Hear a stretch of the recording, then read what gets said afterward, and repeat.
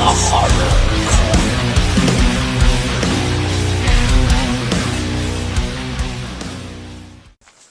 This year, there will be no leftovers. Good evening, folks, and welcome to the Horror Corner. I'm your host, Sean Patrick Erschen. This week we're doing another movie review. This is Thanksgiving. Directed by Eli Roth, released in 2023. And this is, of course, based on the faux trailer that was released for the Grindhouse film back in 2007.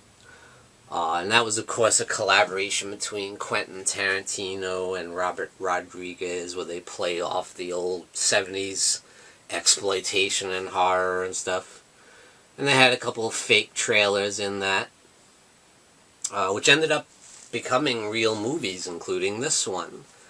And this is one people had really been clamoring for a long time. It's probably remembered even more than Planet Terror or Death Proof. And that trailer was actually directed by Eli Roth, so it's great that he finally realizes his vision here, and it becomes a full-blown slasher film in 2023. So it's great to see Eli Roth back in the genre. We haven't seen him direct a horror film since, The Green Inferno? That was a long time ago. He did a couple of films outside the genre, but it's great to see him back in his element, where he belongs. And I think this is the perfect vehicle for him, because he's certainly a student of the genre. He's absolutely a huge fan of the slasher movies. He's certainly seen a slasher movie or two, and you can see that clearly in this film. Because it's a love letter to the slasher genre, for sure. He certainly did his homework, and I think he does a great job, I think this is probably my favorite Eli Roth movie yet, so, yeah. So the film stars Patrick Dempsey, the sexiest man alive, by the way, this year. Addison Rae, Gina, Gershon, Nell Verlaque, and Rick Hoffman, who you might know from the Hostel film. So the film takes place in Plymouth, Massachusetts, where they take their Thanksgiving very seriously, because obviously there's a lot of history there with the Mayflower voyage, and which resulted in Plymouth becoming a colony. And one of those pilgrims who sailed on the Mayflower was by the name of John Carver. And get it, Carver? Yeah, he ended up being the governor of Plymouth, so yeah. And a lot of people kind of worship him, he has a statue there in town, and people are going around at Thanksgiving with the mask of his face and the pilgrim hat and stuff.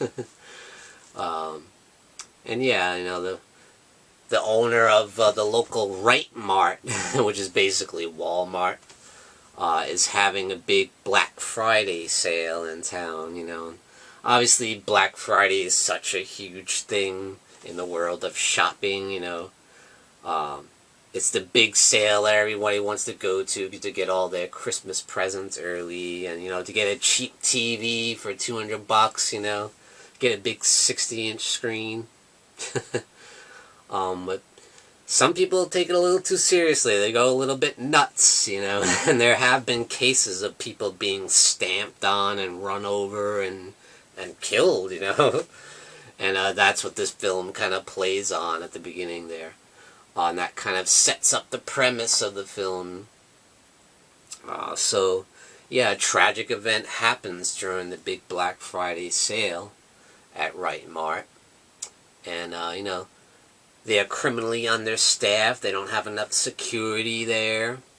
All they have is a couple guards, and one of them takes off because he can't handle it, and they're left with the local sheriff, Eric Newland, played by Patrick Dempsey. Yeah, so they can't handle it. They prepare to release the hounds, and then they can't even get the door open. The guy's like going crazy trying to get the door open, and they start, smashing the windows. It's crazy. So yeah, it's really nuts. And yeah, tragedy strikes, and then the film takes place again 1 year later, and they're getting prepared to have another big sale. So Thomas Wright, the owner of Wright Mart, he's kind of, he's not sure whether he wants to do it or not, but he decides to go ahead and do it, and people are protesting around town about it. They're not happy that because, wow, only 1 year later and you're already doing it. After the tragedy that happened, people were, hurt. So people are not happy about it.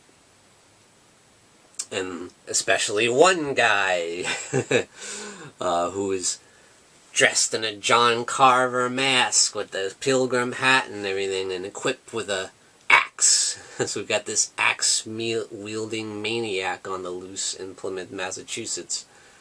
Out to get revenge on the people who were involved in the Black Friday incident, and that's basically the premise for the film.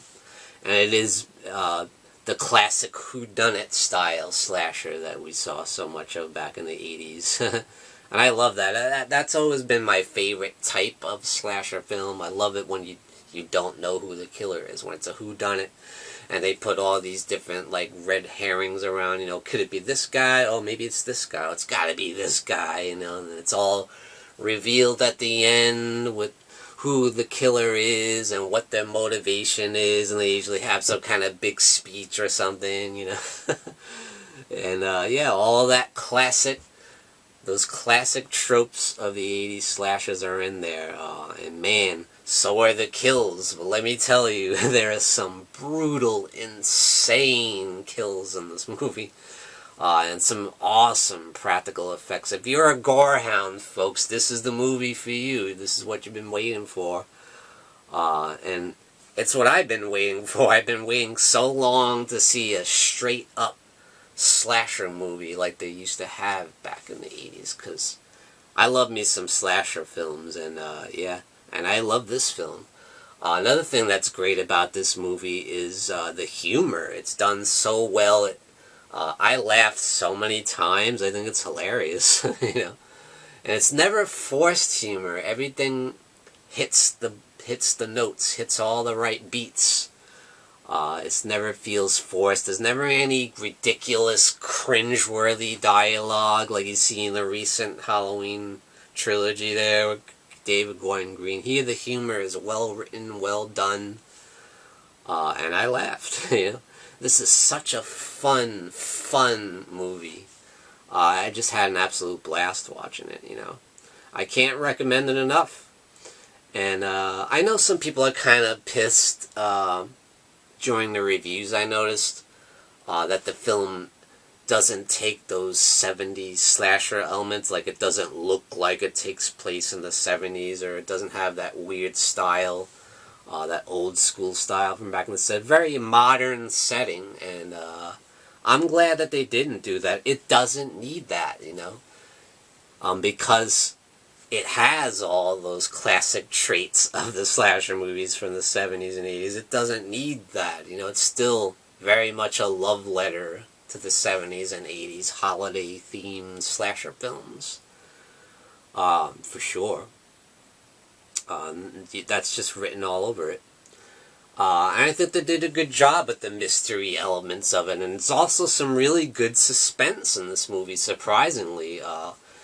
Every kill has a great setup to it and some great tension leading up to the kill, so the kills are earned, it's just not kill for the sake of kill, it's always got some great tension in there, which I think Eli Roth does a great job. He hits a home run with this film. I absolutely love it. The kills are great practical effects, and I will say the acting is very good too. Like I said, you never see any cringe-worthy dialogue. I won't say the characters are particularly memorable, but they're well played and well acted, so it's never annoying. You never see any annoying characters that you want to just, like, smash the screen and, like, punch them in the face. Like, why is this person in this movie? Get them out of here. There's no, like, characters like that in here. They're all likable people, you know. There's nothing that gets on your nerves about them, you know. So that's what makes it good, that, you know, wow, who is the killer, you know, because these are all pretty good people. There's no, like, horrible people in here that you would think would be capable of this madness, you know. And another thing I'll say is the look of the killer is so simple. It's just this cheap, like, $3 mask that you could probably get at CVS somewhere during Halloween time. But it just works so well. It's like, wow. Just a simple look, you know, with a black, like, overalls and the cheap $3 mask and the pilgrim hat, and that's it. And he's got his axe, and of course he uses all the Thanksgiving utensils to do his kills, you know. And there's one hilarious scene where involving after the killer takes somebody out, and he sees a cat there, and he goes up and pets the cat and leaves. I'm like, that's awesome. He does have a heart in there somewhere. And the killer uses today's technology, too, with the cell phones and using TikTok and stuff. So, yeah, it's very modern in that sense. So that's great to see, too. And this killer is highly efficient, I must say. You know, he's very good at what he does, you know. And that kind of comes into play when trying to figure out who the killer is. You got to think about that too, you know. So yeah, I love this movie and I highly recommend it. I think it's going to be the Thanksgiving horror film of all time. You know, there's not too many. So I think this is going to be the classic Thanksgiving horror film, you know, to that everyone's going to watch every year around Thanksgiving. At least the horror fans will, anyway. So yeah, I can't imagine anyone who is a slasher film fan that doesn't love this movie. I mean, this is a perfectly made, perfectly executed, classic style slasher film. So I can't imagine any slasher fan not loving it, because I absolutely love it. And I love me some slashers, let me tell you. Even the bad ones, a lot of times I love, you know. Yeah. So I highly recommend Thanksgiving. I give it 2 devil horns way up. And thank you for joining me, Sean Patrick Erschen, in the Horror Corner. Tune in and stay scared.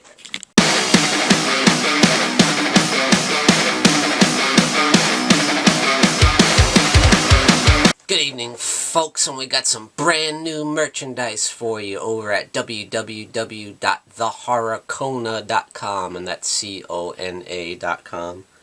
Representing the Horror Corner. Great new design. We got the Morbid Hour live stream there, you got the Horror Hangout live stream there, and you got my nemesis, the Dark Fate.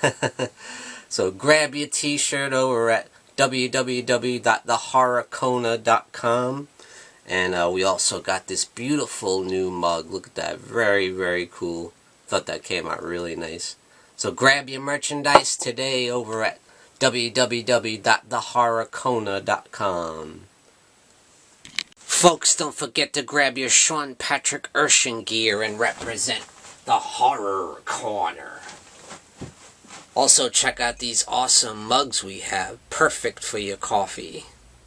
And definitely check out the Horror Hangout live stream t-shirt and represent the legacy of the Horror Hangout. Check out the link in the description below this video.